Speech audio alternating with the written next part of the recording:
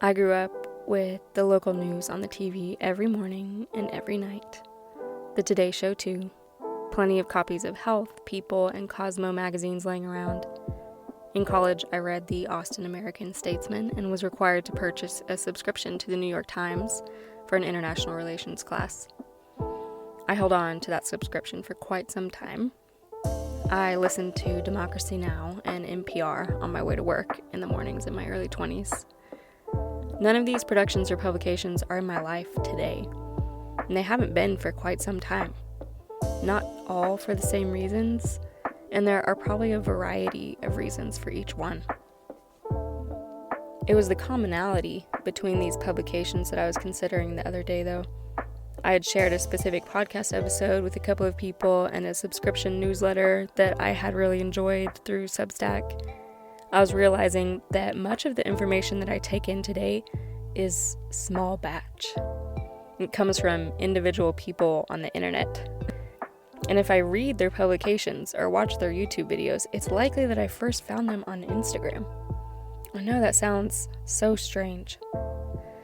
I'm glad that I'm conscious of that though, because that's what I think that it takes when you source so much information from individuals outside of yourself.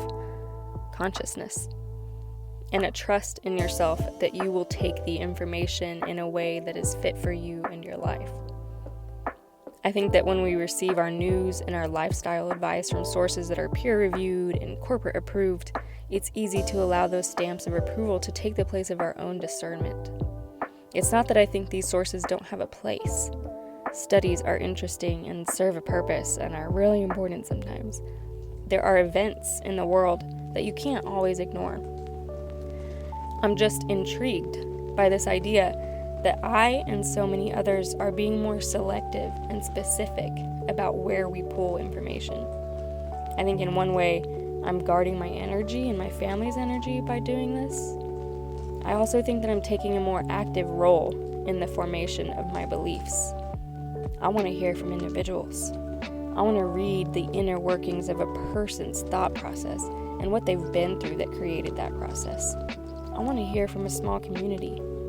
Is that not how we received information for thousands of years, before every part of the story had to be fit for TV?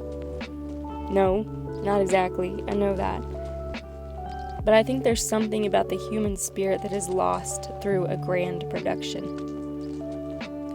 Human spirit disappears in a newsroom where sensationalism is correlated to profits. So should we ditch all verified sources and start allowing our favorite influencers to influence our lives instead? Probably not. There's something human that is lost in that too. Following without consciousness feels soulless to me.